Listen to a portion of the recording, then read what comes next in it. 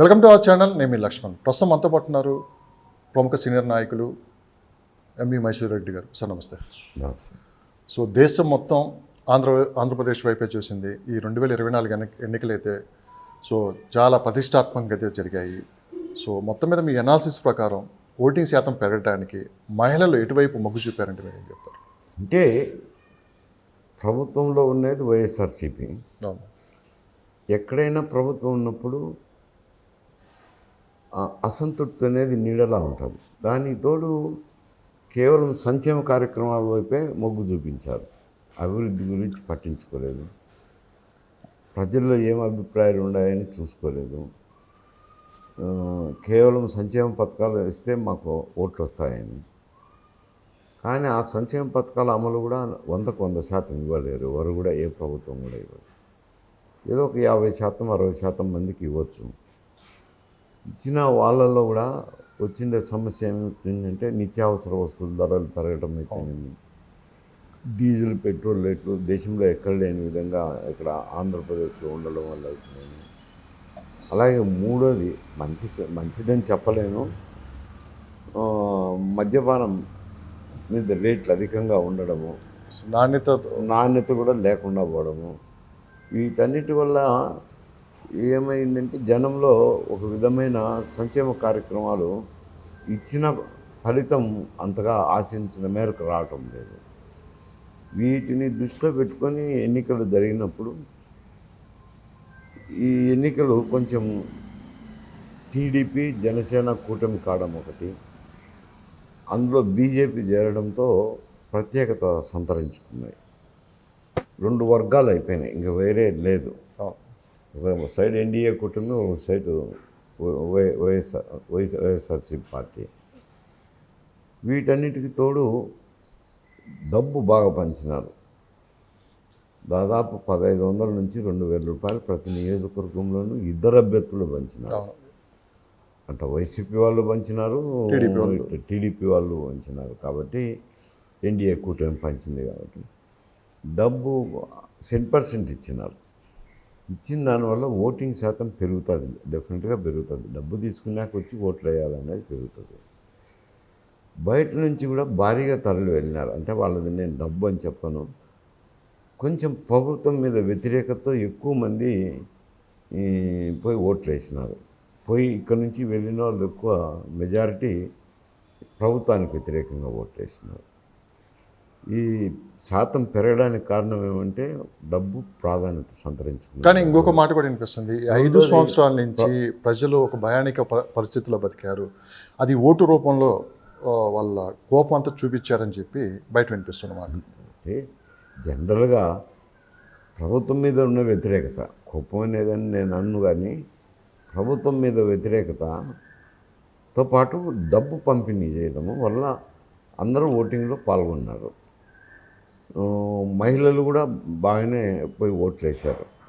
ఎక్కువ శాతం పోలైంది కాబట్టి ఎట్లుంటుంది అనేది ఒక మీమాంస. అది కొంచెం అనలైజ్ చేసి చూస్తే 83లో అంతకుముందు కాంగ్రెస్ పార్టీ వారికి పోటీ ఏం లేదు, ఏదో స్ప్రింటర్ కమ్యూనిస్టులు, స్వతంత్రులు, రకరకాల వ్యక్తులు ఉండేవాళ్ళు. ఒక జనరల్గా రెండు పార్టీల వ్యవస్థ వచ్చింది. కాంగ్రెస్, తెలుగుదేశం అనేది ఉమ్మడి ఆంధ్రప్రదేశ్లో రామారావు వచ్చినాక వచ్చింది. సరే, తర్వాత రాష్ట్రం డివైడ్ అయిపోయినాక ఇక్కడ టీఆర్ఎస్, కాంగ్రెస్, బీజేపీ ఇక్కడ ఉన్నాయి. అక్కడైతే తెలుగుదేశము, జనసేన, వైఎస్ఆర్సీపీ ఈ 2 కూటములే ఉన్నాయి. అందులో బీజేపీ చేరి ఎన్డీఏ కూటమి అయిందనుకోండి. వీళ్ళు డబ్బులు అనేది ప్రాధాన్యత సంతరించుకోవడంతో ఈ ఓటింగు సరళమైంది. సో ఓటింగ్ పర్సంటేజ్ చూస్తే ఎవరికి అనుకూలం? అది రామారావు వచ్చిన తర్వాత ఎన్నికల సరళి చూసినప్పుడు కొందరు ఎవరైనా విశ్లేషకులు చూస్తారు కదా, రకరకాల వ్యక్తులు ఉన్నారు. ఆ సరళి చూసినప్పుడు ఎప్పుడైతే ఓటింగ్ శాతం పెరుగుతుందో, ఓటింగ్ శాతం పెరిగినప్పుడు ప్రభుత్వం కూలిపోవడం జరిగింది. అంటే ప్రభుత్వ వ్యతిరేకతతో ఓటింగ్ శాతం పెరుగుతుంది అనుకోవాలి జనరల్గా. ఓకే. ఇప్పుడు ఓటింగ్ శాతం పెరగడానికి కారణాలు అంటే ప్రభుత్వం మీద వ్యతిరేకత ఒకటి, రెండోది డబ్బులు ఇవ్వడం ఒకటి. ఇచ్చిన దానివల్ల ఓటింగ్ శాతం పెరిగింది కాబట్టి అది ప్రభుత్వానికి పెద్ద అనుకూలమైన అంశం కాదు, వ్యతిరేకమైన అంశమే. సో మొత్తం మీద రాయలసీమలో పరిశీలిస్తే మీరు మాజీ రాష్ట్ర హోంమంత్రిగా చేశారు.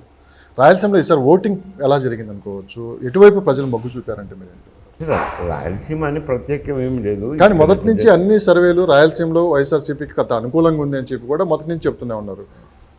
అంటే కారణం ఏమిట్రా అని అంటే బీజేపీ చేరిన తర్వాత ఈ సమస్య వచ్చింది. గతంలో తెలుగుదేశం జనసేన ఉన్నప్పుడు బొటాబొట్ ఇద్దరు పోటీ తీవ్రంగానే ఉన్నది, అది వేరే సమస్య. ఈ బీజేపీ చేరడం వల్ల మైనారిటీ ఓట్లు రాయలసీమలోనే ఉన్నాయి, ఎక్కువ భాగం రాయలసీమలోనే ఉన్నాయి. ఇక్కడ కోస్తాంధ్ర ప్రాంతం తీసుకుంటే నెల్లూరు నుంచి శ్రీకాకుళం వరకు చూసినా 8-9 సీట్ల కంటే ఎక్కువ అక్కడ మైనారిటీల ప్రభావం. అందులో ఆ మైనారిటీలు ఇవన్నీ పట్టించుకోరు, అందులో కలిసిమెలిసి పోతారు అక్కడ ఉన్నది. ఇక్కడ కొంచెం ఈ విషయాన్ని గురించి ఆలోచన చేస్తారు. కానీ మొదట అనుకున్న మేరకు ఎన్ బ్లాక్గా చేస్తారేమో వైఎస్ఆర్సీపీకి అనుకున్నాను. మళ్ళీ తర్వాత ఓటింగ్ జరిగిన తర్వాత విశ్లేషణ చేసి చూస్తే కొంచెం అభ్యర్థులను బట్టి పోయినారు. స్థానికంగా అభ్యర్థులు ఉంటారు కదా, వాళ్ళని బట్టి వెళ్ళినారు. ఎందుకంటే చాలా చోట్ల తెలుగుదేశమే జనసేన అభ్యర్థులు ఉంటారు. ఏదో ఎక్కడో కమలం గుర్తున్న అభ్యర్థులు ఉండేటి కొన్ని ప్రాంతాల్లో రాజంపేట పార్లమెంట్ అయితేనేమి, జమ్మల అసెంబ్లీ సెగ్మెంట్ అయితేనేమి ఒక తక్కువ సీట్లు ఉన్నాయి బీజేపీకి కమలం గుర్తున్నది. అక్కడ మాత్రం జనరల్గా కొంచెం వ్యతిరేకంగా వేసినారు. కానీ మిగతా చోట్ల తెలుగుదేశం పార్టీ గుర్తుండే చోట అందరూ రకరకాలుగా వేసినారు, ఎన్ బ్లాక్గా వేయలే వైఎస్ఆర్సీపీ. కొన్ని ఈ స్కీములు ఉన్నాయి కదా, ఏది 3 సిలిండర్లు అయితేనేమి, ఉచిత బస్సు ప్రయాణం అయితేనేమి, ఇటువంటి ముస్లిం మహిళలు కూడా కొంచెం మహిళలు అయితేనేమి కొంచెం ఆకర్షించబడినారు ఆ పథకాల వల్ల. తెలుగుదేశం అనే తల్లికి బీజేపీని చూసినంత చూడలేరు. అందువల్ల ఓట్లు ఎన్ బ్లాక్గా కాదు డిఫరెంట్గా పడిపోయినాయి. ఇటు రాయలసీమలో తీసుకున్నాం అంటే రాయలసీమ కాదు స్టేట్ మొత్తం తీసుకున్నాం అంటే షర్మిలా గారి ఎఫెక్ట్ వైఎస్ఆర్సీపీ మీద ఎంతవరకు పడిందని మీరు ఏం చెప్తారు? అదేవిధంగా వివేకానంద హత్య కేసు కూడా ప్రజల్లో కూడా బలంగా వెళ్ళిందని చెప్పి అది కూడా కొంత వ్యతిరేకత కూడగట్టుకుంది అని చెప్పి కూడా వినిపిస్తున్నాం. ఇక్కడ కోస్తాంధ్ర ఇక్కడైతే వివేకానంద రెడ్డి హత్య తర్వాత కొంచెం చెడ్డ పేరు అయితే వైఎస్ఆర్సీపీకి వస్తుంది. ఎందుకంటే ఆయన కూతురు వ్యతిరేకంగా మాట్లాడడం ఒకటి, చెల్లెలు వచ్చి కాంగ్రెస్ పార్టీ అధ్యక్ష పదవి తీసుకోవడము, ఆమె కూడా ఆ కేసు విషయం మాట్లాడుతుండడం అయితేనేమి, ప్రభుత్వం చేస్తున్న అక్రమాలు అయితేనేమి, అప్రతిష్ట పనుల గురించి వేలెత్తి చూపించడము, ఇవన్నీ చేయడంతో కొంతమేర అది తెలుగుదేశం పార్టీకి అడ్వాంటేజ్ అయింది. కాంగ్రెస్ పార్టీ అధ్యక్షురాలైనా ఈమె నిశ్చేజంగా పడిపోయింది అది కాంగ్రెస్ పార్టీ. ఒక ఈమెకు అధ్యక్ష పదవి తీసుకున్న 2 మాసాలకే నోటిఫికేషన్ వచ్చింది కాబట్టి ఆమె తిరిగేదానికి కూడా సమయం లేదు. ఇంకా ఒక 6 మాసాలు సంవత్సరం ముందర ఇచ్చిందంటే పార్టీని బలోపేతం చేసింది. ఓకే, ఇప్పుడు ఉత్తేజపరచగలిగింది కాంగ్రెస్ పార్టీని. కింద నిద్రావస్థలో ఉన్న పార్టీని ఉత్తేజపరిచి ఒక సీటు కూడా రావచ్చు అని చెప్పి వినిపిస్తున్నమాట. అభ్యర్థులను నిలుపుకోగలిగినారు. 1-6 సీట్లు కూడా రావచ్చు. ఆ మేరకైతే ఆమె కృషి వల్ల అది నష్టం ఎవరికి జరిగిందంటే వైఎస్ఆర్సీపీకి. ఎందుకనంటే ఆ ఓటింగ్ ప్యాటర్న్ చూసినప్పుడు వైఎస్ఆర్సీపీకి ఉన్న ఓట్ బ్యాంక్స్ అన్నీ గతంలో కాంగ్రెస్ ఓట్ బ్యాంక్స్, అంటే ఎస్సీ ఎస్టీలు కానీ తర్వాత మైనారిటీలు కానీ వీళ్ళు కాంగ్రెస్ ఓట్ బ్యాంకు. అటువంటిది అందులో నుంచే ఎంతో కొంత పాత కాంగ్రెస్ అభిమానులు ఉంటారు కదా, వాళ్ళు వేసినప్పుడు 1000 కానీ 1500 కానీ 2000 కానీ అవి వైఎస్ఆర్సీపీ ఓట్లు వచ్చేటట్టే. ఎస్పెషల్లీ కడప వరకు వచ్చేసరికి భారీగా క్రాస్ ఓటింగ్ జరిగింది. కడపలో షర్మిల గారే ఎంపీ క్యాండిడేట్ కంటెస్ట్ చేయడం వల్ల పులివెందల్లో ఇంతకుముందు గతంలో అయితే చాలా గ్రామాల్లో ఏజెంట్ ఉండేవాళ్ళు కాదు తెలుగుదేశం. బీటెక్ రవి నిలవన్నాడు తెలుగుదేశం తరఫున, ఆయన కూడా కష్టపడినాడు. వివేకానంద రెడ్డి గారి కూతురు సునీత కానీ షర్మిల కానీ ఆడ ప్రత్యేక దృష్టి పెట్టినారు. ఓకే. పెట్టడంతో ప్రతి పోలింగ్ స్టేషన్లోనూ ఏజెంట్లు ఉన్నారు. ఓకే. ఏజెంట్లు లేని పోలింగ్ స్టేషన్ అంటూ పులివెందులు లేదు. అంతా ఫ్రీ ఓట్. అంటే గతంలో ఏజెంట్లు కూర్చోడానికి కూడా కొన్ని భయపడ్డారు. చోట్ల కూర్చుండే వాళ్ళు కాదు. అందువల్ల 50,000 నుంచి 1,00,000 ఓట్ల వరకు మెజారిటీ వచ్చేది అక్కడ. ఇప్పుడు అటువంటిది ప్రీ ఓటింగ్ జరిగింది కాబట్టి అక్కడ ఉన్న సమాచారం మేరకు ఒక ఓటు జగన్మోహన్ రెడ్డికి వేసిన, ఒక ఓటు షర్మిల గారికి వేసినారు. క్రాస్ ఓటింగ్ జరిగింది. అందువల్ల కొంత మార్జిన్తో ఒక 20,000 30,000తోనో జగన్మోహన్ రెడ్డి గారు గెలవచ్చు. షర్మిలకు కూడా కాస్త కూస్త మెజారిటీ రావచ్చు ఎంపీ క్యాండిడేట్గా. ఆ మార్పు అయితే ఆడ ఉంది. ఇక్కడ కూడా మిగతా చోట్ల కూడా తెలుగుదేశం పార్టీ అభ్యర్థులు ఉన్నారు. ఎంపీకి షర్మిల నిలబడిన కింద బలమైన అభ్యర్థులు వచ్చి వైఎస్ఆర్సీపీకి తెలుగుదేశం పార్టీ అభ్యర్థులే. కాంగ్రెస్ పార్టీ కూడా అభ్యర్థులు నిలబెట్టినారు కానీ వాళ్ళు కొంచెం బలహీనమైన వాళ్ళు. అందువల్ల తెలుగుదేశం నుంచి కూడా క్రాస్ ఓటింగ్ జరిగింది. ఎందుకు తెలుగుదేశం నుంచి క్రాస్ ఓటింగ్ జరిగిందంటే అక్కడ పార్లమెంటు పెట్టిన తెలుగుదేశం అభ్యర్థి బలహీనమైన అభ్యర్థి, నామినల్ కంటెస్ట్ అది. అందువల్ల తెలుగుదేశం నుంచి కొంత క్రాస్ ఓటింగ్ జరిగింది. వైఎస్ఆర్సీపీ నుంచి కొంత క్రాస్ ఓటింగ్ జరిగింది. తర్వాత నియోజకవర్గంలో ఉన్న మైనారిటీ సోదరులు, ఎందుకంటే వాళ్ళు కాంగ్రెస్ పార్టీకి ఓటు వేసేదానికి దేశం మొత్తం మీద ఒక నిర్ణయం ఉంది కదా. ఆ నిర్ణయం మేరకనండి షర్మిల మీద అభిమానం ఉండని దాంతో గంపగుత్తగా ముస్లిమ్స్ అంతా పార్లమెంటుకి అయితే కాంగ్రెస్కి వేసినారు. అందువల్ల ఆమెకు డిపాజిట్ కూడా దక్కుతుందో లేదో అనే పరిస్థితి నుంచి గెలుపు ఓటములు దగ్గరికి వచ్చి నిలబడింది. కడప జిల్లా వాసుల్లో మార్పు ఏమైనా కనపడుతుందా? మార్పు కోరుకుంటున్నారా గతంతో పోల్చుకుంటే ఇప్పుడు జరిగిన 2024 ఎన్నికలను బట్టి? మార్పు అంటే కొన్ని సీట్లు అయితే వస్తాయంటున్నారు.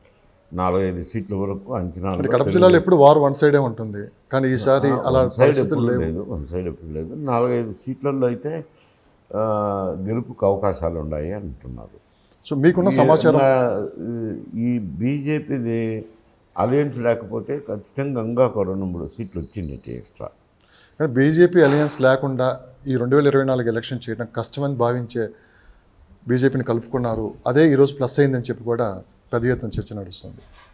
కొన్ని పోలీస్ డిపార్ట్మెంట్లో కొన్ని మార్పులు చేర్పులు చేకూర్చడం, సానుకూలంగా ఓటింగ్ జరిగిందని చెప్పి కూడా అంటున్నారు. నిన్న వైఎస్ఆర్సీపీ వాళ్ళు ప్రెస్ మీట్లో కూడా చెప్తుంది ఏంటంటే పోలీస్ డిపార్ట్మెంటు మొత్తం ఒక సైడ్ అయిపోయింది, తెలుగుదేశం పార్టీకి అనుకూలంగా పనిచేశారు, స్వేచ్ఛగా ఓటు హక్కుని వినియోగించుకోనీయకుండా చేశారని చెప్పి కూడా నిన్న కొంతమంది మంత్రులు ఎమ్మెల్యేలు కూడా ప్రెస్ మీట్లు పెట్టి చేయడం జరిగింది. సో అధికారంలో ఉన్న వాళ్ళు ఈ విధంగా మాట్లాడటం దేనికి సంకేతం? అంటే అది ఒక రకంగా ఓటమిని అంగీకరించడం అంటారు. నైరాశ్యంలో మాట్లాడారు. ఓటమి కూడా అనను, నైరాశ్యంలో మాట్లాడే మాటలు. పోలీస్ యంత్రాంగం ఎన్నికలకు ఉపయోగపడుతుంది అని ఎన్నికలకు పోయే పార్టీ, రాజకీయ పార్టీ ఏదన్నా ఉందంటే అది ఆత్మహత్య సదృశ్యమే. కానీ ప్రజలు ఓట్లేసేవాళ్ళు వాళ్ళ అభిప్రాయము అభిష్టం మేరకే ఓట్లేస్తారు. కానీ ఈ పోలీస్ యంత్రాంగం బలవంతంగా వాళ్ళతో ఓట్లు వేయించగలిగే శక్తి సామర్థ్యాలు ఎంతమంది ఉంటారు? బూత్కు 3 4 కానిస్టేబుల్ ఉంటారు. ఏదో స్పెషల్ ఫోర్స్ అని జీప్లో వాళ్ళు తిరుగుతుంటారు. అంతే. వాళ్ళు పోయి బూత్లోకి పోయి వీళ్ళని బలవంతం చేసి ఓట్లు వేయిస్తారు అని అంటే రాజకీయంగా అనుభవం లేని వ్యక్తులు మాట్లాడేది. కానీ వైఎస్ఆర్సీపీ అది పెద్ద మిస్టేక్ ఇదే అనుకోవచ్చా? పెద్దవాళ్ళు చేసేదేముండదు. ఎందుకంటే క్యాండిడేట్ అని అభ్యర్థులకు సంబంధాలు ఉంటాయి. అభ్యర్థుల సంబంధాలను బట్టి కొంచెం ఏదో లీనింగ్స్ ఉంటాయి అనుకోండి, కొద్ది మేరకు ఉంటాయి. ఒకవేళ ఇన్స్పెక్టర్ గారు ఒకవైపు లీనింగ్ ఉన్నా ఎస్ఐ ఇంకొక వైపు లీనింగ్ ఉంటుంది. ఎంత పని చేస్తారులేండి. పోలీసులు ఓటింగ్ నిర్ణయిస్తారని కానీ లేదు విజయాన్ని మలపగలరని కానీ నేను మాత్రం నమ్మను. అది కరెక్ట్ కాదు.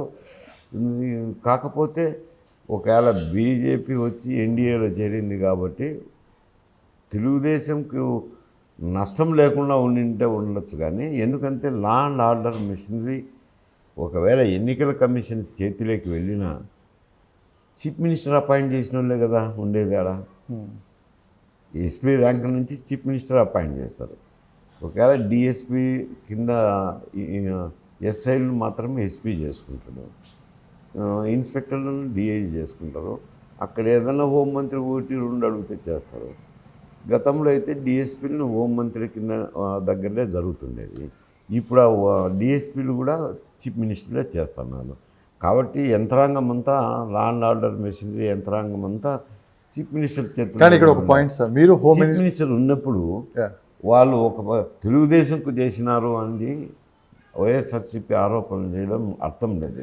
ఒకవేళ బీజేపీ వచ్చింది చేరిన కొంచెం తెలుగుదేశంకు ప్రొటెక్షన్ అయితే ఉండగలదేమో, కానీ ఎన్నికల కమిషన్ డీజీపీని మార్చిండొచ్చు, ఐజీ ఇంటెలిజెన్స్ని మార్చిండొచ్చు, జవహర్ రెడ్డిని కూడా ఎక్స్ప్లెనేషన్ అడిగిండొచ్చు చీఫ్ సెక్రటరీ గారిని.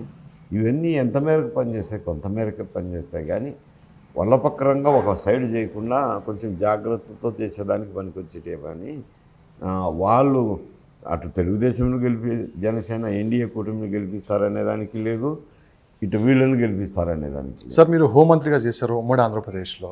అంటే కొన్ని హోంమంత్రి అంటే చాలా పవర్ఫుల్ వ్యక్తి, కొన్ని పవర్స్ మీ చేతిలో ఉంటాయి. కానీ రాను రాను అది ఏం జరిగిందంటే కేవలం అది సీటుకి మాత్రమే పరిమితం అయ్యారు. డెసిషన్ మొత్తం పార్టీ అధినాయకులే తీసుకుంటున్నారని చెప్పి కూడా మన ఈ మధ్యకాలంలో బాగా చూస్తున్నాం. నిన్న స్వయాన ఆంధ్రప్రదేశ్ హోంమంత్రి తానేటి వనిత గారే పోలీసులు సహకరించలేదని చెప్పి మాట్లాడటం ఆ పదవికి ఎంతవరకు సూటబుల్ అని మనం అంటే గతంలో నేను హోమ్ మినిస్టర్గా ఉన్నప్పుడు ముఖ్యమంత్రులు ఇద్దరు, అటు జనార్దన్ రెడ్డి గారు కానీ ఇటు భాస్కర్ రెడ్డి గారు కానీ వాళ్ళు నా పట్ల నమ్మకము ఒక అభిమానం ఉన్నారు. కాబట్టి పోలీస్ శాఖకు సంబంధించిన విషయాలు అప్పుడు పరిస్థితులు కూడా అట్లే ఉన్నాయి. వాళ్ళు దృష్టి కేంద్రీకరించడానికి అవకాశం లేకుండా ఉన్నారు. అందువల్ల మీరే కూర్చొని నిర్ణయాలు తీసుకోండి అని చెప్పి కొంచెం స్వేచ్ఛ ఉండేది, స్వేచ్ఛ ఇచ్చింది. అందువల్ల లా అండ్ ఆర్డర్ మెసేజ్ ఏదో కూర్చొని మేమంతా ఏ శాఖకు సంబంధించి ఏ విషయానికి సంబంధించి ఆ సంబంధిత అధికారులు అందరం చర్చించి ఒక నిర్ణయం తీసుకొని ఆ ప్రకారం ముందుకు వెళ్తుండేవాళ్ళము. ఇప్పుడు రాగా ఇవి అంతా ఎందుకంటే ఎస్పీ దగ్గర నుంచి డిఎస్పీల దగ్గర నుంచి ముఖ్యమంత్రి అపాయింట్ చేస్తున్నారు కాబట్టి పెద్దగా హోంమంత్రిని పట్టించుకోరు. అందులో వాళ్ళు కాన్ఫిడెన్స్ ఉండాలి, చీఫ్ మినిస్టర్ కాన్ఫిడెన్స్ ఇవ్వాలా, వాళ్ళకు స్వతంత్రం ఇవ్వాలా. ఇవ్వనప్పుడు ఏం చేస్తారు, మామూలు మంత్రి ఊరికి కుర్చీకి పరిమితం అవుతారు. అందువల్ల అటువంటి మాటలు మాట్లాడుతుంటారు. తెలంగాణలో తీసుకున్న మహమ్మద్ అలీ గారిని అలానే చూశారు, ఇక్కడ తానేటి వనిత గారు కావచ్చు, అంతకుముందు మొత్తం అంతా చీఫ్ మినిస్టర్ ఆఫీసులో జరిగేది కదా. అదే కాదులేండి, ఇప్పుడు రీజనల్ పార్టీస్ అధికారంలోకి వచ్చినాక ఏమవుతుందంటే సీఎంఓ ఆఫీస్ ఫోర్టిఫికేషన్ చేస్తారు. ఇక్కడ తెలంగాణలో అయినా కానీ, అటు ఆంధ్రాలో అయినా కానీ, లేదు తమిళనాడులో అయినా కానీ, బెంగాల్లో అయినా కానీ, ఎక్కడైనా రీజనల్ పార్టీస్ ఉన్న చోట ముఖ్యమంత్రి ఆఫీసే అన్నీ చూసుకుంటారు. ఇప్పుడు ఆ ముఖ్యమంత్రి ఆఫీసులో గతంలో అయితే మేము ఉన్నప్పుడైతే ఏదో ఒక పిఏ, 2 పిఏలు, ఒక పిఎస్, ఒకరిని ఓఎస్డీగా ఎవరినన్నా వేసుకునేవాళ్ళం. ఇప్పుడు అట్లా కాదు, ఒక 5 మంది సెక్రటరీలు వేసుకుంటున్నారు. 5 మంది సెక్రటరీలు వాళ్ళకి డిపార్ట్మెంట్ కేటాయిస్తున్నారు. ఒక్కొక్కరికి 2-3 శాఖలు కూడా కేటాయిస్తున్నారు. చీఫ్ మినిస్టర్ ఏమైతే ఆదేశాలు ఇస్తారో అయ్యే సెక్రటరీలో ఇంప్లిమెంట్ అవుతారు. అందువల్ల మొత్తం అంతా కేంద్రీకృతమైంది చీఫ్ మినిస్టర్ ఆఫీస్లోనే. పోలీస్ శాఖకు సంబంధించి కానీ, రెవెన్యూ శాఖకు సంబంధించి కానీ, ఇతర వెల్ఫేర్ యాక్టివిటీస్ కూడా అన్ని హోంమంత్రి చీఫ్ మినిస్టర్ ఆఫీస్ నుంచే రావాల్సిందే. మంత్రులు స్వయంగా నిర్ణయం చేసుకునే అధికారం ఏ శాఖకు లేదు. అందువల్ల ఇది జనరల్గా అక్కడే కాదు, ఇక్కడ ప్రతి చోట అదే ఉంటుందండి. రీజనల్ పార్టీస్ వచ్చిన చోట అదే ఉంటుంది. ముఖ్యమంత్రి కార్యాలయంలో ఆల్ పవర్ఫుల్. ఆడ కూడా ఆంధ్రప్రదేశ్లో అదే పరిస్థితి ఉంది. అంటే స్వయాన హోమ్ మినిస్టర్ అలా మాట్లాడటం అంటే నైతికంగా ఓటమి ఒప్పుకున్నారని చెప్పి ప్రతిపక్షాలు మాట్లాడటం కూడా జరుగుతుంది. అంటే పోలీసులు సహకరించడం లేదు అనే మాట అది తప్పు, అట్లా మాట్లాడవద్దు. రైట్. ఎందుకంటే మీరు హోంమంత్రి కాబట్టి మీకు సహకరించరు. వాళ్ళు ప్రజలందరి సొత్తు, ప్రజల కంటే ట్యాక్స్ నుంచి జీతాలు ఇస్తారు. వాళ్ళకి జీతాలు ఇచ్చినప్పుడు ప్రజలందరి బాగోగు చూడాలి. అధికార పార్టీకి సంబంధించి తప్పు చేసినా వారి మీద చర్య తీసుకోవాల్సిందే.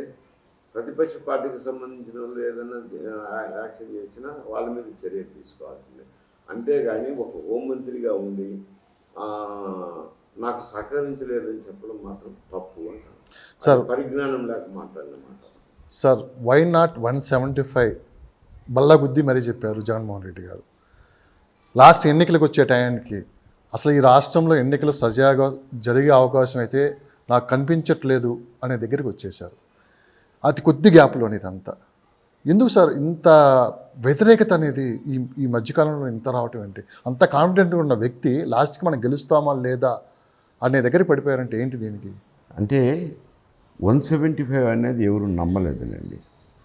175 అనేది ధీమాగా చెప్పడం అని అంటే వాళ్ళ కార్యకర్తలకు ఆత్మస్థైర్యం పెంపొందించడానికోసం చెప్పిందే కానీ అది 175 వస్తుందంటే ఎవరు కూడా నమ్మలే. కాకపోతే ఎన్నికలకు ముందర ఏది చంద్రబాబు నాయుడు గారు అరెస్ట్ కాకముందు ఒకటి మీమాంస ఉండే, ఏమి జనసేన తెలుగుదేశం పార్టీ పొత్తు కలుస్తాయా కలవవా ఒకటి అనేది ఒక మీమాంస ఉండే. ముఖ్యమంత్రి పదవి ఎవరికి, ఇటువంటివన్నీ చర్చలు నడిచినప్పుడు వాళ్ళు కలుస్తారా లేనప్పుడు వైఎస్ఆర్సీపీ బలంగానే ఉన్నట్టు కనపడింది. ఎప్పుడైతే ఆయన అరెస్ట్ చేసినారో, అరెస్ట్ చేసిన దానివల్ల ఆయనకు సింపతి కూడా వచ్చింది ఒక రకంగా. సింపతితో పాటు పవన్ కళ్యాణ్ కూడా జైలుకి వెళ్ళి పవన్ కళ్యాణ్, బాలకృష్ణ, అప్పుడు లోకేష్ వాళ్ళంతా పరామర్శించి కూడా అక్కడ అనౌన్స్ చేశారు. బయటకు వచ్చి మేము ఇద్దరం కలిసే పోటీ చేస్తామని అనౌన్స్ చేసినారు. సింపతి ఫ్యాక్టర్ అయితేనేమి కలిసి పోటీ చేస్తామనడంలో కొంచెం ఆ కూటమికి బలం చేకూరింది. బలం చేకూరడము మళ్ళీ వాళ్ళు కలిసిమెలిసి జైలు నుంచి వచ్చిన తర్వాత కలిసిమెలిసి తిరగడము, మీటింగులు పెట్టడంతో వైఎస్ఆర్సీపీ వ్యతిరేక ఓటు పోలరైజ్ అయిపోయింది. పోలరైజ్ అయ్యి బాగా గ్యాప్ బాగా వచ్చింది. ఇంకా వైఎస్ఆర్సీపీ లేదు అయిపోయింది అనే కాడికి జనం కూడా అంటున్నారు, సామాన్య జనం కూడా అంటున్నారు. అటువంటి పరిస్థితుల్లో మళ్ళీ బీజేపీతో పొత్తు పెట్టుకోవడంతో కొంచెం తగ్గింది. ఇప్పుడు కీన్ కంటెస్ట్ అనాల్సిందే, అయితే ఎడ్జి తెలుగుదేశానికి ఉంది, ఎన్డీఏ కూటమికి ఉంది. సార్ మీరు ఇంకో విషయం చెప్పండి. రాజశేఖర రెడ్డి గారు మీకు స్నేహితులు, మీ ప్రాంతవాసి, మీరు చాలా దగ్గర నుంచి చూశారు. చిన్న చిన్న విభేదాలు రావడం కామను, తర్వాత రాజకీయ పరంగా వచ్చే విభేదాలే కానీ వ్యక్తిగతంగా పెద్దగా ఉండవు. కానీ రాజశేఖర రెడ్డి గారి కుటుంబంలో జగన్మోహన్ రెడ్డి గారు ఒక్కలయ్యి మిగతాలంతా ఒకవైపు అవ్వడానికి కారణం ఏంటి? ఏకంగా విజయమ్మ గారు లాస్ట్ టైం 2019 ఎన్నికల్లో క్యాంపెయినింగ్ చేసిన విజయమ్మ గారు కూడా ఈసారి అసలు ఇండియాలో లేకుండా లండన్లో ఉండి పూర్తిగా దూరంగా ఉండడానికి కారణం ఏంటి? ఓ రకంగా వీళ్ళ మనస్తత్వాలు చూస్తుంటే రాజశేఖర రెడ్డి గారి దగ్గర నుంచి చూశారు, ఇటు వీళ్ళ ఫ్యామిలీ పిల్లల్ని మీరు చూశారు. మొత్తం మీద ఎక్కడ రాంగ్ స్టెప్ వేస్తున్నారు అనుకోవచ్చు? ఒకటి, కుటుంబంలో పెద్ద అనే వ్యక్తి సమాలించుకొని పోవాలి. ఇప్పుడు రాజశేఖర రెడ్డి తర్వాత ఆ కుటుంబంలో పెద్దవాడు ఎవరంటే జగన్మోహన్ రెడ్డి, అంతే కదా. అంతే, వయసులోనూ పెద్దోడే, రెండోది అధికారం కూడా వచ్చింది. కానీ రాజశేఖర రెడ్డి గారి ఫ్యామిలీ విషయంలో ఎలా ఉండేవాళ్ళు? అన్నదమ్ముల విషయం అది వేరే విషయం లేండి. ఆయనకేముంది, ఆయన ఈయన పెద్దవాడు కాబట్టి అందరినీ సమ్మానించుకొని వెళ్ళాలి. ఈయన జైలుకు వెళ్ళినప్పుడు కుటుంబం అంతా పార్టీకి పనిచేశారు. విజయమ్మ కానీ షర్మిలమ్మ గారు కానీ పార్టీకి పనిచేశారు. పాదయాత్ర చేసింది, దాదాపు 3000 కిలోమీటర్లు పాదయాత్ర చేసింది. తర్వాత ఎన్నికల్లో కూడా షర్మిలమ్మ, విజయమ్మ గారు కూడా ప్రచారం కూడా చేశారు.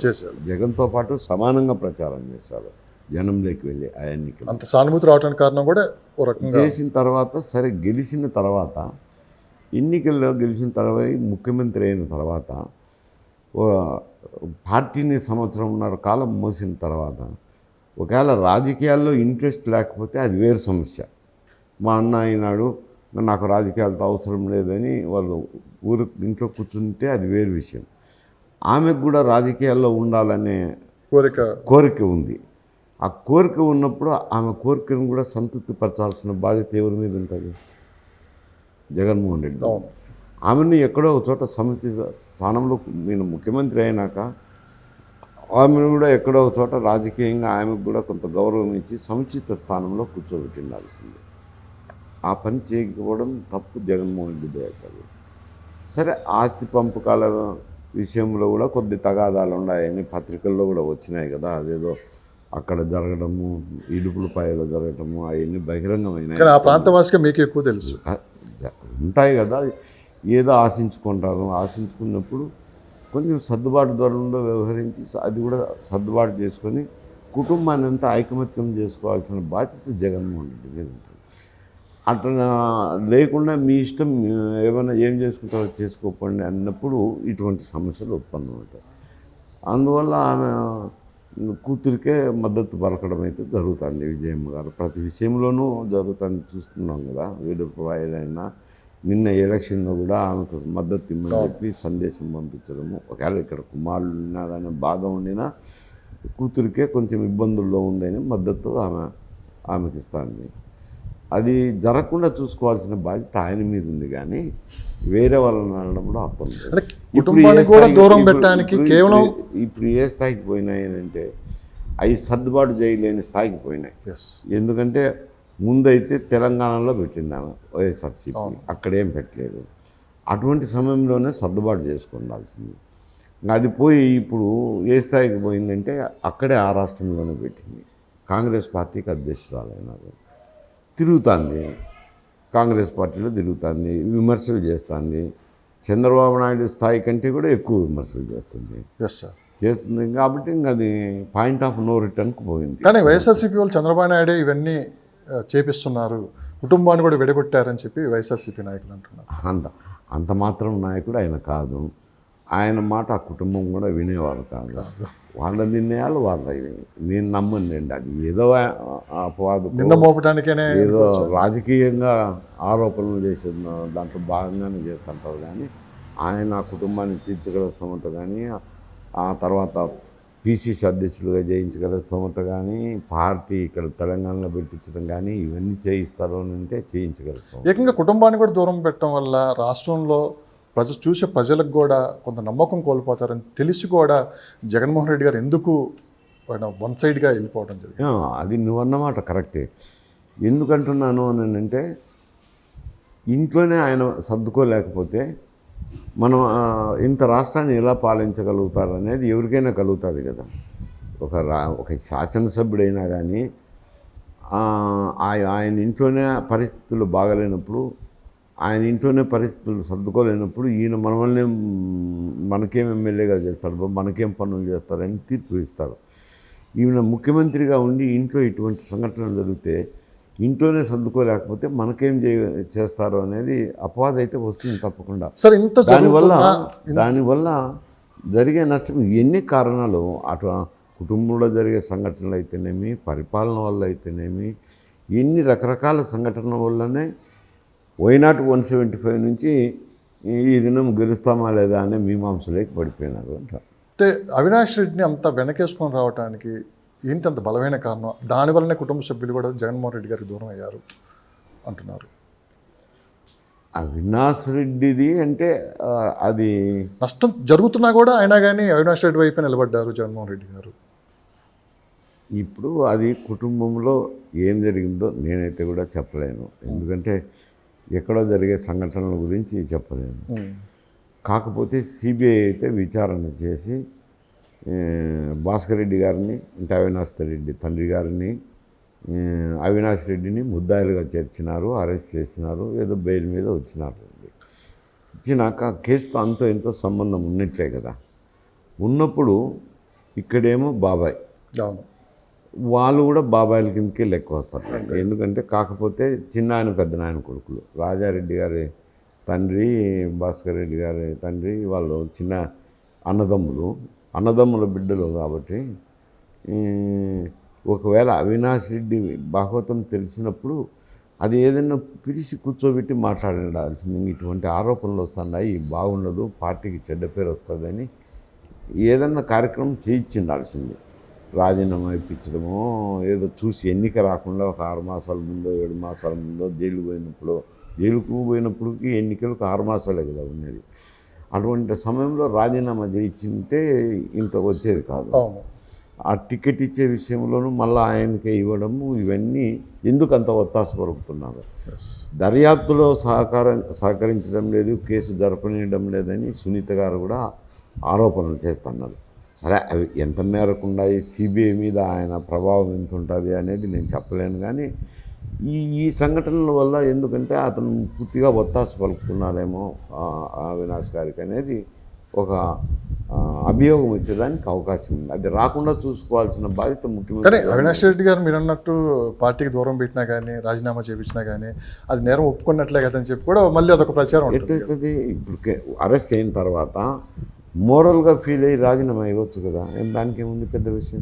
ప్రజల్లో వ్యతిరేకత ఆయన అరెస్ట్ చేసినారు కదా, అరెస్ట్ చేసినప్పుడు రాజీనామా ఇస్తే దాన్ని ఏం ఫీల్ అవుతారు, అరెస్ట్ అయినాను కాబట్టి రాజీనామా ఇచ్చినాను అంటారు. అది కేసుకు సంబంధం లేదు కదా. ఒక అరెస్ట్ అయింది కేసులోనే, కానీ అరెస్ట్ అయినాను కాబట్టి మోరల్గా నేను ఫీల్ అయ్యి రాజీనామా చేస్తాను అంటారు. హత్యకు సంబంధించి రాజీనామా చేసినామంటారు కదా. ఏంటి సార్ రాజశేఖర రెడ్డి గారికి జగన్మోహన్ రెడ్డి గారికి ఎలక్షన్ క్యాంపెయినింగ్లో ఎవరు ఎక్కువ ప్రజల్లో చొచ్చుకొని పోయి ఉంటారు, ఎవరు ప్రజలకి అది తక్కువ టైంలో దూరం అయిపోయారు? కాదు, మీరు ఆయన్ని కంపేర్ చేయమంటే తలాలు మారినాయి, ఎటు కంపేర్ చేస్తాము. కాకపోతే ఏమిట్రానంటే ఆయన కింది నుంచి పైకి వచ్చినాడు. ఆయన నా మాదిరే డాక్టర్గా ప్రాక్టీస్ పెట్టిన తర్వాత 2-3 సంవత్సరాలు ప్రాక్టీస్ చేసినాక ప్రజల్లో ఒక గుర్తింపు తెచ్చుకొని కంటెస్ట్ చేసి శాసనసభ్యులైనారు. నేను ప్రజల్లో గుర్తింపు తెచ్చుకొని ఫస్ట్ సమితి ప్రెసిడెంట్ అయినా, మళ్ళీ శాసనసభ్యునైనా. రాయలసీమ ఉద్యమంలో కూడా అందరం కలిసిమెలిసి పనిచేసినాము, ప్రతిపక్షంలో ఉన్నాం కాబట్టి. మళ్ళీ తర్వాత ఆయన ఎంపీగా పోవడము వద్దని చెప్పినాము అనుకోండి. అప్పుడు ఎంపీగా వద్దని చెప్పినాము. ఎందుకు ఇక్కడ ఉంటే గవర్నమెంట్ వస్తుంది, ఎప్పుడో ముఖ్యమంత్రి వచ్చిండు కదా. కానీ ఆయన వదిలిపెట్టి పార్లమెంటు పోవడంతో అప్పుడు రాజీవ్ గాంధీ ఒక నిర్ణయం తీసుకున్నారు, పార్లమెంట్ మెంబర్లు ఈడ అవసరం ఉంది, మీరు రాష్ట్రాలకు పోయేదానికి లేదని. దానివల్ల ఆయనకు ముఖ్యమంత్రి అప్పుడు రాలేకపోయింది. దాని మీద ఆయన ఏదో డిసెంట్ యాక్టివిటీ అవి చేసుకోవడము అవి ఆయన స్వయంకృతాపరాధాలే. కానీ కాకపోతే ఏమంటే కింది నుంచి వచ్చిన వ్యక్తి కాబట్టి ప్రజలతో కలవటం కానీ మాట్లాడటం కానీ మమేకమయ్యేదానికి ఆయనకు ఎక్కువ అవకాశాలు ఉన్నాయి. జగన్మోహన్ రెడ్డి గారు ఏమంటే ఆయన బార్న్ విత్ సిల్వర్ స్పూన్. ఇక్కడ హైదరాబాద్లో పుట్టాడు, సరే పెరిగింది కూడా హైదరాబాద్లోనే, పబ్లిక్ స్కూల్లో చదివాడు, లండన్లో పోయి ఏదో గ్రాడ్యుయేషన్ చేసినాను, తర్వాత వచ్చినాడు, బెంగళూరు మ్యారేజ్ అయింది, బెంగళూరులో ఉండి వ్యాపార లావాదేవీలు చూసుకుంటున్నాడు, నియోజకవర్గంలో కూడా లేదు. మళ్ళీ తర్వాత రావటము, జైలు పోవటము, ఓదార్పు యాత్రలను ఇట్టే తిరగడం సరిపోయింది. కానీ గ్రామ స్థాయిలో పోయి గ్రామాల్లో ఏముంది అని తెలుసుకునే దాఖలాలు లేవు. అందులో తరం కూడా మారింది. అప్పుడు ఏదో మాట మీద నిలకడ,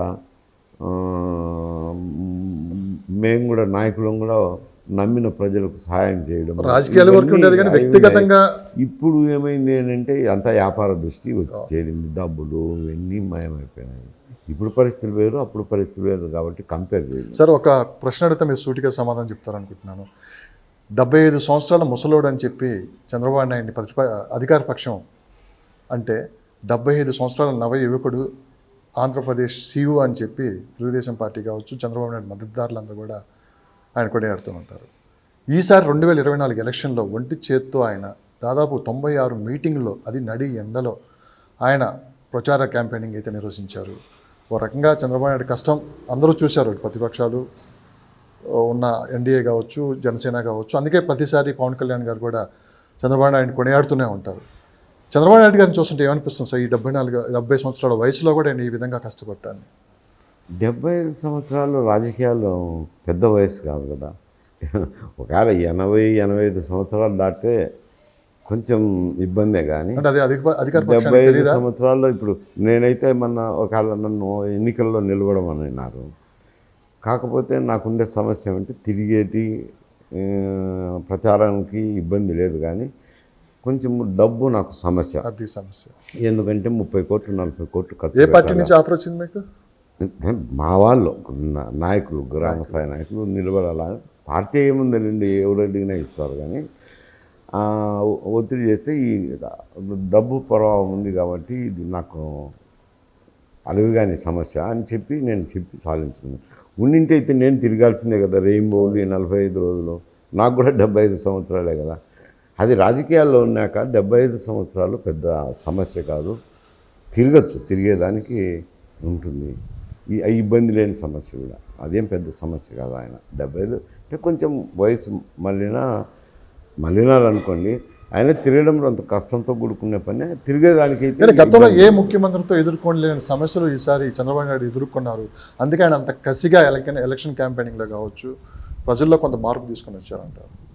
ఏం సమస్యలు ఎదుర్కొన్నాడు చెప్పారు కదా, అసెంబ్లీలో ఈసారికి ముఖ్యమంత్రి అసెంబ్లీలో అడుగు పెడతానని చెప్పి ఆయన ఎదుర్కొన్న అవమానాలు కావచ్చు. అవన్నీ సహజంగా జరిగేవి, కానీ గతంలో ఎన్నడూ లేవు కదా. కాదు, అసెంబ్లీలో ఛాలెంజెస్, కౌంటర్ ఛాలెంజెస్ అవి సహజంగా జరిగేవి. కాకపోతే అరెస్ట్ చేయడం అనేది ఆ వయసులో ఉన్న వ్యక్తిని ఆ లేని అభియోగాలు పెట్టి అరెస్ట్ చేయడం అనేది తప్పు చేసినారు. దానివల్ల మేలే జరిగింది కదా, ఆయనకు సింపతి పెరిగింది. నీకు విదేశాల నుంచి కూడా వచ్చి కొన్ని లక్షల రూపాయలు ఖర్చు పెట్టుకొని వచ్చి ఓట్లు వేసిపోయారు. చిన్న కానీలండి, ఆ ఓట్లది ఏముంది, ₹1,00,000 ఖర్చు పెట్టుకొని వచ్చిన ఒక ఓటే కదా. కానీ సింపతి అయితే పెరిగింది ప్రజల్లో, అది అతనికి మేలే జరిగింది, కీడు జరగలేదు. సార్ 2024లో వైఎస్ఆర్సీపీ సంక్షేమ పథకాలు నమ్ముకొని ముందుకెళ్ళింది. ఒకటి ఎస్సీ, ఎస్టీ, మైనారిటీస్ని, బీసీని నమ్ముకొని వెళ్ళింది. ఖచ్చితంగా వీళ్ళు మాకు ఓటేస్తారు, మా వల్ల లబ్ధి పొందారని చెప్పి వాళ్ళు వెళ్ళారు. కానీ తెలుగుదేశం పార్టీ రాష్ట్ర అభివృద్ధి, రాజధాని, ప్రజలకు సంక్షేమ పథకాలు అని చెప్పి మరికొన్ని ఎక్కువ ఇస్తా అని చెప్పి వాళ్ళు ముందుకెళ్ళారు. సో మొత్తం మీద తీసుకున్నామంటే ప్రజలు ఎటువైపు మొగ్గారు? సంక్షేమం వైపు మొగ్గారా? రాష్ట్ర అభివృద్ధి కూడా మనకు అవసరం, రాష్ట్రాలతో పోటీ పడాలి, మనం కూడా అభివృద్ధి చెందాలి, ఉద్యోగాలు కావాలి, పరిశ్రమలు రావాలని చెప్పి ఈసారి ప్రజలు ఎంతవరకు అవేర్నెస్ తీసుకుని వచ్చారు తెలుగుదేశంలో? ఇది పెద్ద సమస్య, ఈ దేశంలో బట్టి పీడిస్తున్న సమస్య ఒక ఆంధ్రప్రదేశ్ సంబంధించిందే కాదు. ప్రతి రాజకీయ పార్టీ వారి మేనిఫెస్టోలో ఏముంటాంలే, అభివృద్ధి గురించి ఏం మాట్లాడేది ఏమి ఉండదు. కానీ ఈవెన్ కేంద్ర ప్రభుత్వం ప్రకటించిన, బీజేపీ ప్రకటించిన మేనిఫెస్టో చూసినా, కాంగ్రెస్ ప్రకటించిన మేనిఫెస్టో చూసినా సంక్షేమ కార్యక్రమాలకే పెద్దపీట వేస్తున్నారు. అభివృద్ధి గురించి నామినల్గా చెప్తున్నారు. అధికారంలోకి వచ్చినాక నామినల్గా చెప్పింది కూడా పట్టించుకోవడం లేదు. సంక్షేమ కార్యక్రమాలు అనేటివి ప్రతి రాజకీయ పార్టీ ఓట్లు సంపాదించుకునేదానికి అస్త్రాలుగా ఉపయోగించుకుంటున్నారు. వారి సంపదను పెంచి వారి కాళ్ళ మీద వారు నిలబడుకుండే అర్హతను చూపించే పథకాల గురించి ఆలోచన చేయడం లేదు. కానీ ఏదో ఇది ఇస్తే, ఈ తాయిలం ఇస్తే మనకు ఓట్లు వస్తాయని, ఏ తాయిలాలు ఇవ్వాలని ఆలోచన చేసి మేనిఫెస్టోలో పెడుతున్నారు. కానీ దీనివల్ల వాళ్ళు అభివృద్ధి చెందుతారని ఎవరు ఆలోచించడం లేదు. ఇది సంక్షేమం అనేది చేయాల్సిందే. నేను కూడా కొంత ఎకానమీ తెలిసినని కాబట్టి చేయాల్సింది, ఎందుకు చేయాల్సింది వస్తుంది అని అంటే, పన్నులు అనేవి అందరి మీద భారం పడుతుంది. ఇప్పుడు జిఎస్టీ ఉంది కదా, జిఎస్టీ కానీ, కస్టమ్స్ డ్యూటీ కానీ, ఇన్కమ్ ట్యాక్స్ అంటే అది వ్యక్తుల మీదనే పడుతుంది. ఇవన్నీ లోడ్ అయ్యే ధర నిర్ణయిస్తారు, వస్తువు ధర. అంటే ప్రతి వస్తువు కొంటే పేదోడు కట్టాల్సిందే పన్ను, ధనవంతుడైనా కట్టాల్సిందే. పేదోడు తక్కువ కడతారు అని చాలామంది అనుకుంటారు, కానీ వాడు సమానంగానే కడతారు. ఇప్పుడు ఒక కాఫీనే ఉదాహరణ తీసుకుంటే, కాఫీలో 4 వస్తువులు కప్పు మీద ఉంటుంది. ఒకవేళ ఆయన గ్లాస్ మీద తాగొచ్చు, మనం కప్పులో తాగొచ్చు. కానీ గ్లాస్ మీద పన్ను ఉంది, కప్పు మీద పన్ను ఉంది, పాల మీద ఉంది, షుగర్ మీద ఉంది, డికాక్షన్ మీద ఉంది. మనం తాగిన దాని మీద కూడా పన్ను. మనం ఎంత తాగుతాము? షుగర్ ఉందేనో, అది ఉందేనో, ఏదో కొంచెం తాగి వదిలేస్తాం. పేదవాడేమి ఒక ఫుల్ గ్లాస్ తాగితే కానీ సంతృప్తి ఉండదు. అంటే ట్యాక్స్ ఎవరు ఎక్కువ పే చేసినారు? అతనే ఎక్కువ పే చేసినట్టు కదా. అందువల్ల దినచర్యలో ఉదయం నుంచి సాయంకాలం తీసుకుంటే రాత్రి పడుకునేటంత వరకు, పుట్టినప్పటి నుంచి చనిపోయేటంత వరకు చూస్తే ట్యాక్స్ పే చేయాల్సిందే. అందరూ సమానంగా పే చేస్తారు కాబట్టి నాకు ఆదాయం వస్తుంది కాబట్టి ట్యాక్స్ పే చేయడంలో నేను ఇబ్బంది పడను. పేదోడు కూలీ నాలెడ్జ్ చేసుకొని సంపాదించిన దాంట్లో నుంచే ట్యాక్స్ కట్టాలి. ట్యాక్స్ కట్టినప్పుడు అట జీవనం సాగించాలా, ఇట ప్రభుత్వానికి ట్యాక్స్ కట్టాలా అనేసరికి బరువు అవుతుంది.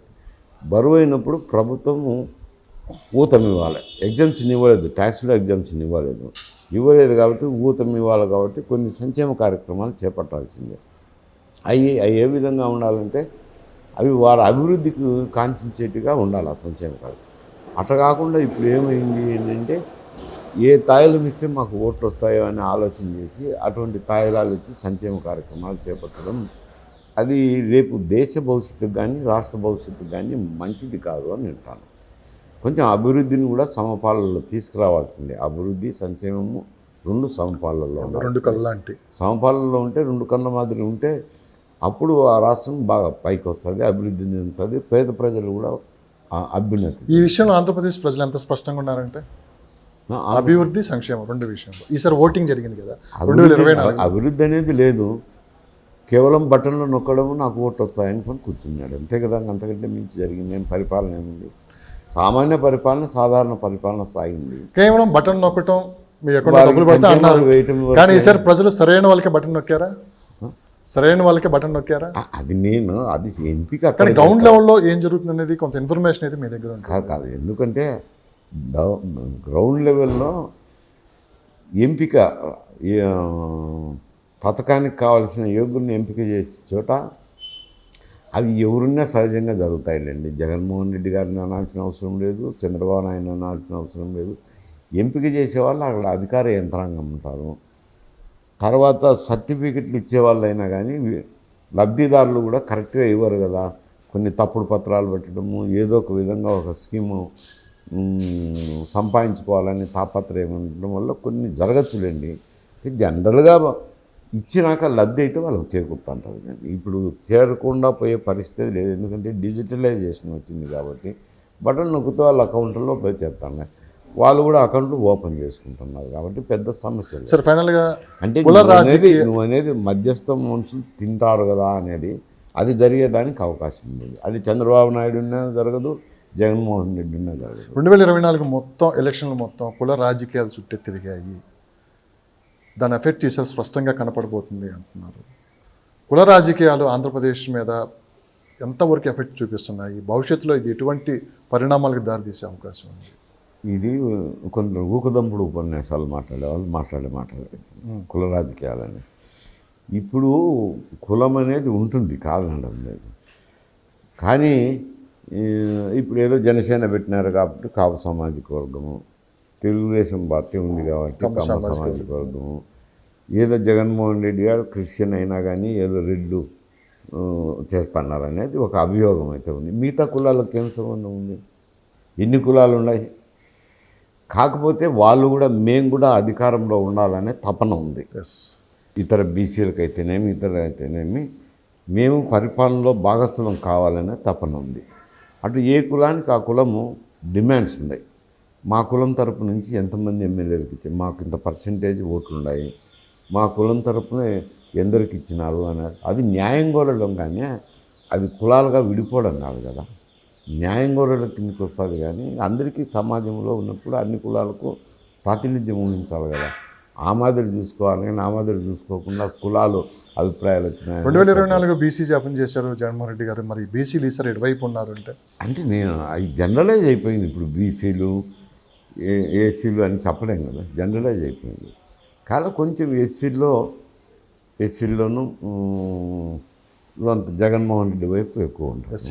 ఎస్సీ బీసీలు కొంత పర్సంటేజ్, బీసీలు ఇటు అటు అంటారు, రకరకాలుగా ఉండరు. క్యాండిడేట్ని బట్టి రకరకాలుగా చెల్లిపోయింది.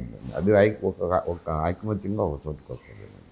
అంటే రాయలసీమలో ఒక ఫలితాలు వస్తే ఉత్తరాంధ్రలో ఫలితాలు వస్తున్నాయని చెప్పి కూడా వినిపిస్తున్నమాట. ఎప్పుడు వచ్చినాయి? రేపు రాబోయే రిజల్ట్ అది ఇంతవరకు ఎప్పుడు రాలేదు కదా. కానీ ఈసారి రాబోయే ఏ పక్క గాలి వెళ్తే ఆ పక్కనే వస్తాయి. రేపు కూడా అట్లే, రాయలసీమలో కూడా అంతే ఉంటుంది, రేపు కూడా అట్లే వస్తాయి. ప్రభుత్వం మీద అది తీర్పు, కానీ ప్రభుత్వంలో పరిపాలించిన దాని మీద తీర్పు, అంతేగాని కులాల మీద తీర్పు కాదు కదా. పులివెందులు అదే మెజార్టీ వస్తే జగన్మోహన్ రెడ్డి గారు ఈసారి మెజార్టీ తగ్గే అవకాశం ఉంది, ఎందుకంటే షర్మిల గారు ఇవన్నీ చూసుకున్న తర్వాత ఈ పోలింగ్ జరిగింది కాబట్టి స్టాంపింగ్ చేసుకున్నంత మెజారిటీ రాకపోవచ్చు, గెలవడం అయితే గెలుస్తారు, నేను దానికేం ఇబ్బంది లేదు. సో ఓవరాల్గా 2024 ఎలక్షన్ చూసినప్పుడు, ఓట్ పోలింగ్ ఇదంతా చూసినప్పుడు గతంతో పోల్చుకుంటే ఏమనిపిస్తుంది సార్ ఈసారి ఎలక్షన్? గతంతో పోల్చేది ఎన్నికలు ఆ ఎన్నికలు ఒక్కొక్క మారు ఒక్కొక్క. కానీ దేశం మొత్తం ఆంధ్రప్రదేశ్ వైపు చూసింది.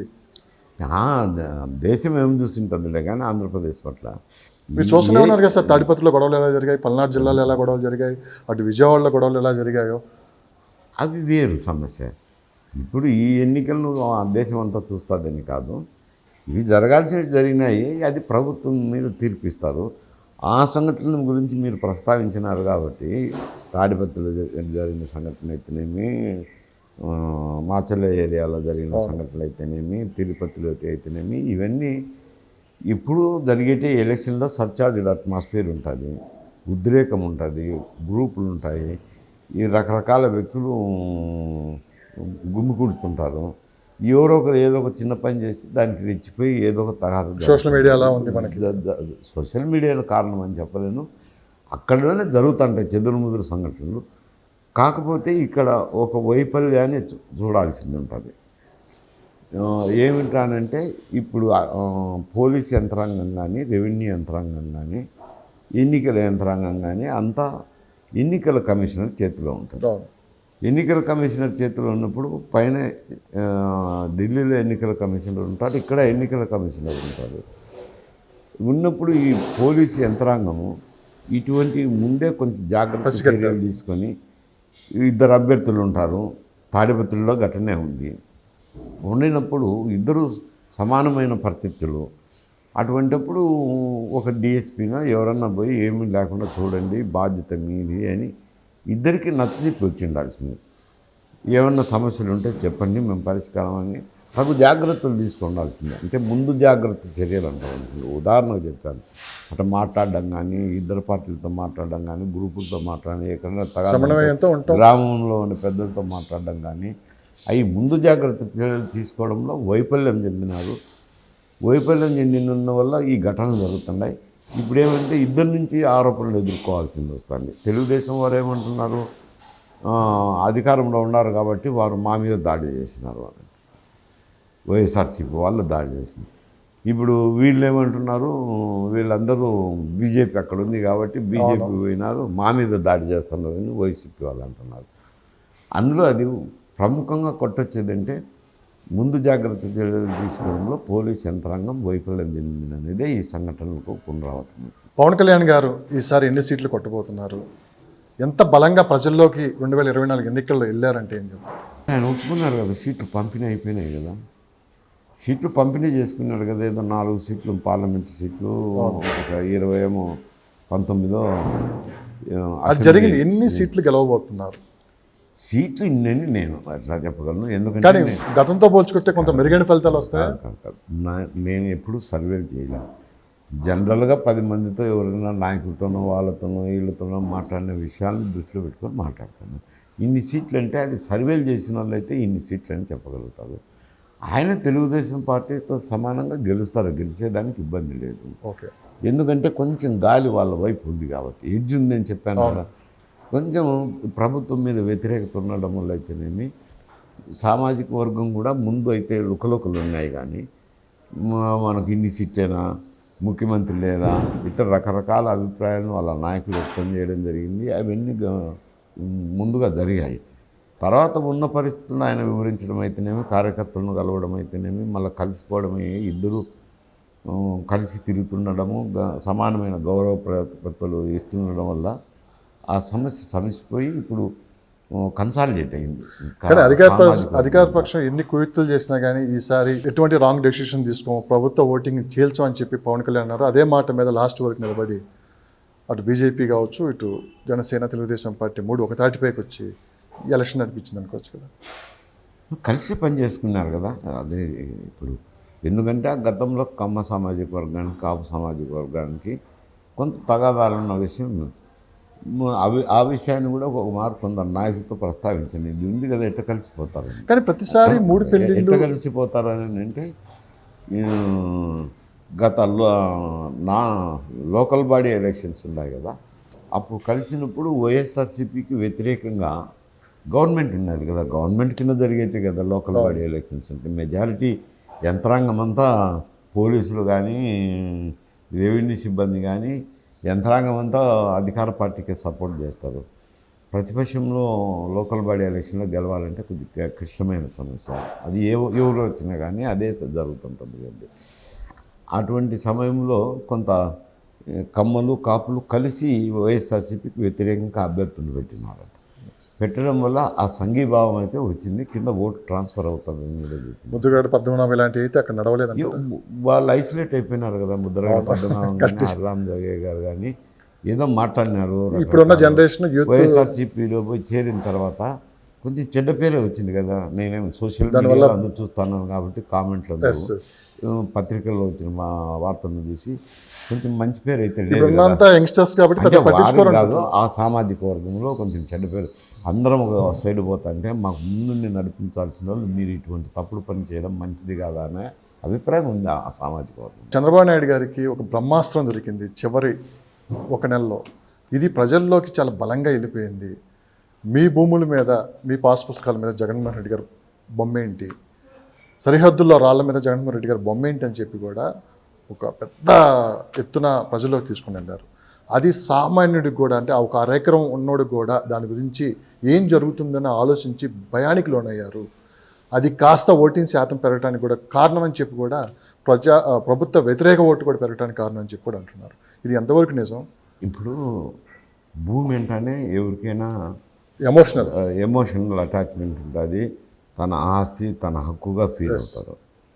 అటువంటి మిడిల్ చేసేటప్పుడు కొంత జాగ్రత్తగా చేయాలి. ఇక్కడ కూడా ధరణి నానా ఇబ్బందులు పెట్టినారు. ధరణి వల్లనే సగం ప్రభుత్వం కూలిపోయింది కదా. ఇక్కడ అప్రతిష్ట తెచ్చుకునేది టీఆర్ఎస్. ధరణిలు ఉన్నాయి 100%. ఇది నా భూమికి నా పాస్బుక్ తెచ్చుకునే దానికి నేను లక్షలు ఖర్చు పెట్టాల్సిన పరిస్థితి ఏర్పడింది. అటువంటి పరిస్థితి క్రియేట్ చేయడము. ఇప్పుడు భూమి ఉంటుంది, ఇక్కడ 10 ఎకరాలు ఉంటే 10 ఎకరాలు 4-5 సర్వే నెంబర్లు ఉంటాయి. ఒక సర్వే నెంబర్లో మీకు భూమి ఉంటుంది 1 ఎకరా, మిగతా 9 ఎకరాలకు సంబంధం లేదు కదా. నీకు ఆయనకు డిస్ప్యూట్ ఉంటుంది. నీకు ఆయనకు డిస్ప్యూట్ ఉంటే 9 ఎకరాలు కూడా నువ్వు ప్రొహిబిటరీ లిస్ట్లో పెట్టేట మాకేం సమస్య లేదు. ఇటువంటివన్నీ తప్పుడు పనులన్నీ చేసిన దానివల్లే ఇక్కడ ధరణిలో చెడ్డ పేరు రావడం అయితేనేమి, బారాసకు దెబ్బ తగలడం కూడా అదే కారణమైంది. ఆడ కూడా ఈ టైటిల్ అనేతడికి కింద చేసే అధికారులు అందరూ సక్రమంగా నిజాయితీగా చేస్తారనే దానికి లేదు. ఏదో కొలతలు వేయడంలో ఇటు వేయటము అటు వేయటము, సర్వే నెంబర్లు, అందులో ఇప్పుడు అంత అనుభవం ఉన్న వ్యక్తులు కూడా లేరు. సర్వేలు కానీ ఈ రికార్డులు మెయింటైన్ చేసేవాళ్ళు కానీ. పూర్వకాలంలో అయితే పలానా చోట సర్వేరు ఊరికి గ్రామానికి వచ్చినాడంటే పలానా చోట సర్వే నెంబర్ రాయింది ఈడుండొచ్చు చూడని చెప్తే కరెక్ట్గా చుట్టుపక్కల ఎక్కడో చోట రాయి దొరుకుతున్నారు. అక్కడి నుంచి కొలత తీసి నీ భూమి నీకు ఇది నీ సర్వే నెంబర్ భూమి అని చెప్పగలిగే వాళ్ళు ఉన్నారు. ఇప్పుడు అంతటి సర్వేలు లేరు. అటువంటి సమయంలో ఈయన తీసుకుంటే ఇవేమవుతాయంటే హక్కు కోల్పోతామనే భయం అని ఒకటి వచ్చింది. అవును, ప్రజల్లో. దాని తర్వాత ఆయన చేసిన పరిస్థితులు కూడా తప్పే. పాస్బుక్ మీద ఆయన బొమ్మ వేసుకోవడం ఏంటి? ఈరోజు రాష్ట్రానికి నువ్వు ముఖ్యమంత్రి, అంతే. ఏం గుంజాగూటం కొట్టుకొని నువ్వే రాష్ట్ర మంత్రిగా ఉంటావా? ఏం రాజవంశమా? రాజుల పరిపాలన ఇదేమన్నా? ప్రజాస్వామ్యంలో ఉన్నప్పుడు ఎవరో హక్కు పుస్తకం మీద నీ బొమ్మ వేయడం ఏంటి? సాధారణంగా పొలం గట్టుల దగ్గరే చంపుకున్న దగ్గర సింబల్ వేయచ్చు, అంత ఎమోషనల్. ప్రభుత్వ సింబల్ వేయచ్చు కానీ, ఆంధ్రప్రదేశ్ ప్రభుత్వ సింబల్ వేయచ్చు కానీ ముఖ్యమంత్రి ఫోటో వేయడం తప్పే. ఆ సర్వే రాళ్ళ మీద ఫోటోలు వేసుకోవడము, ఇవన్నీ చూస్తే ప్రజలకు ఒక విధమైన భయం ఏర్పడుతుంది, అసహ్యం ఏర్పడుతుంది. అసహ్యము తర్వాత ఈ జిరాక్స్ కాపీలు వేస్తారు, ఒరిజినల్స్ వాళ్ళ దగ్గరే పెట్టుకుంటారు అనేది ఒక అపవాదం. ఇది జిరాక్స్ కాపీలు నాకు ఇచ్చి నువ్వు ఒరిజినల్స్ పెట్టుకుంటే అది ఎట్లది? ఒరిజినల్ నాకు ఇవ్వాలి కదా, ఇస్తే కదా నేను బ్యాంకుకి పోయినా ఎక్కడికి పోయినా ఒరిజినల్ అడుగుతారు కదా లోన్ తీసుకోవాలంటే. అటువంటిది లేనప్పుడు జిరాక్స్ కాపీ పెడితే ఎవరు ఇస్తారు? ఇవ్వరు. అదొకటి. రెండోది, నా ఒరిజినల్ తీసుకొని ప్రభుత్వం పెట్టుకోవడం ఏంటి? ఎంత ప్రభుత్వమైనా నాకు హక్కు కల్పించాలి కానీ నువ్వు సర్వము నువ్వు కలిగిండేదానికి లేదు కదా. ఇవన్నీ మనిషికి ఏమవుతాయి? అనుమానాలు, అపవాదులకు ఆస్కారం ఇస్తాయి. ఇచ్చిన తర్వాత ఎవరైనా కోప్పడతారు. అందులో భూమి లేని ప్రజలే ఉండరు. ప్రతి ఒక్కరికి ఎకరానో 2 ఎకరాలో 3 ఎకరాలో అన్ని కులాల్లోనూ ఉంటుంది.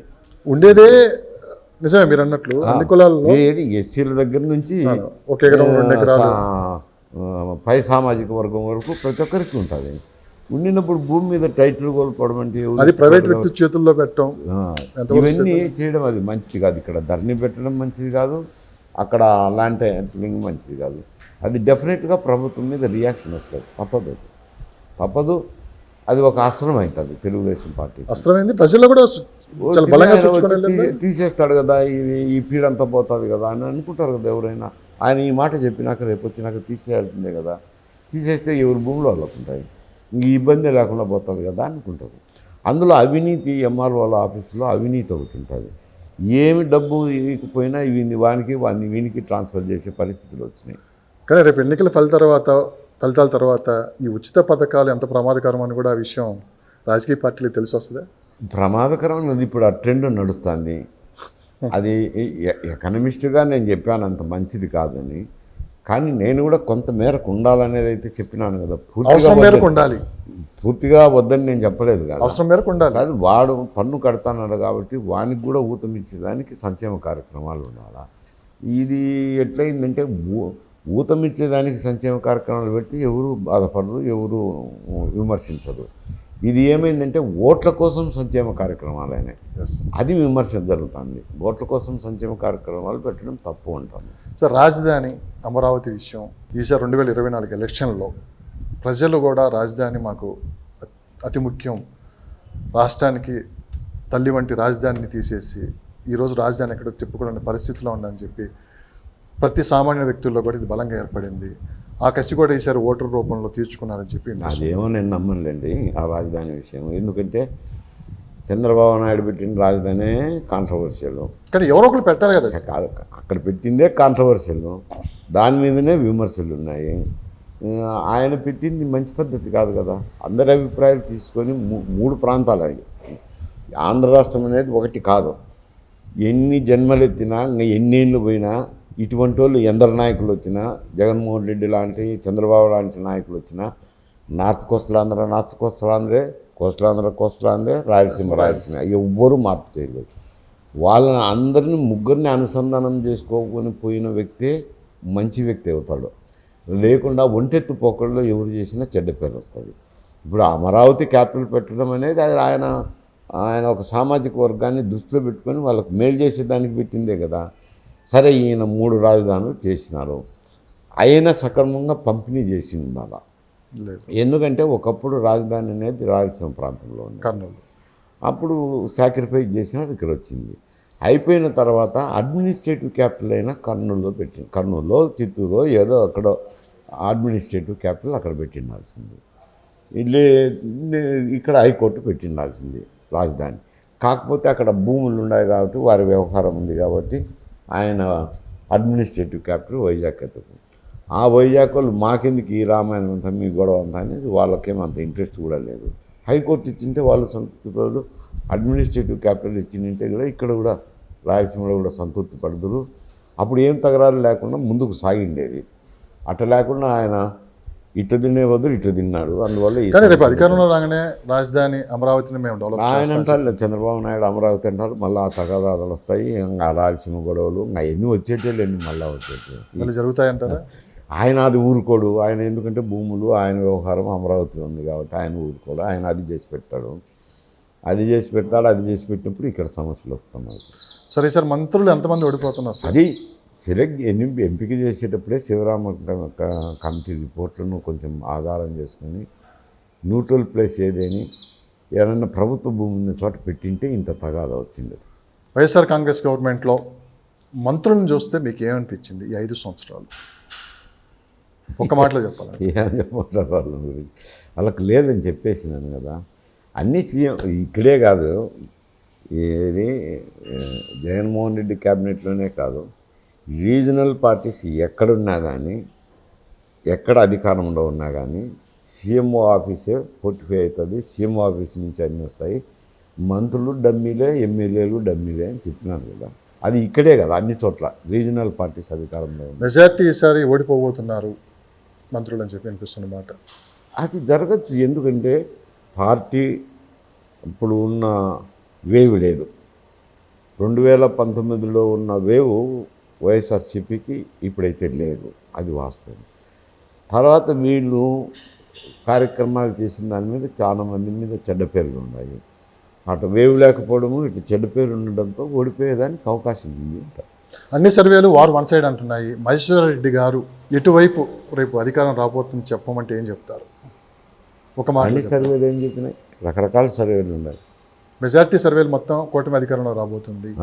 మెజార్టీ సర్వేలు కూటమి అధికారంలో రాబోతుంది. 110 నుంచి 120 సీట్లు పట్టబోతుంది అంటున్నారు. మహేశ్వర రెడ్డి గారికి ఉన్న గ్రౌండ్ లెవెల్ రిపోర్ట్ ప్రకారం ఎవరు అధికారంలో రాబోతుంది? నేను అంటే జనరల్గా నేను సీట్ల గురించి చెప్పలేను. ఎందుకంటే 10 మందితో మాట్లాడతాను, ఫోన్లో మాట్లాడి ఏమెట్టుంది ఏం కథ అని. ఎందుకంటే పాత సంబంధాలు ఉన్నాయి కాబట్టి మాట్లాడినప్పుడు ఎడ్జ్ అయితే ఉంది. కీన్ కంటెస్టే. ఎడ్జి మాత్రం తెలుగు ఎన్డీఏ కూటమికే ఉంది. చూద్దాం, ఒక 10 రోజుల్లో ఫలితాలు కూడా 10, 20 నెంబర్ చెప్పలేను. ఎందుకంటే సర్వే చేస్తే నెంబర్ చెప్తాను, కానీ సర్వే చేయకుండా నేను నెంబర్ చెప్పడం అంటే అది అర్థరహితం. జనరల్ ఇంప్రెషన్ వచ్చి కంటెస్ట్ ఏమో క్లీన్గానే ఉంది, కొంత కూటమికి అడ్వాంటేజ్. చూద్దాం, జూన్ 4 ఫలితాలు రాబోతున్నాయి. సో ఆ ఫలితాలు ఎవరిని అధికారంలో కూర్చోబెట్టబోతున్నాయని కూడా మనం చూద్దాం. Thank you sir. Thank you.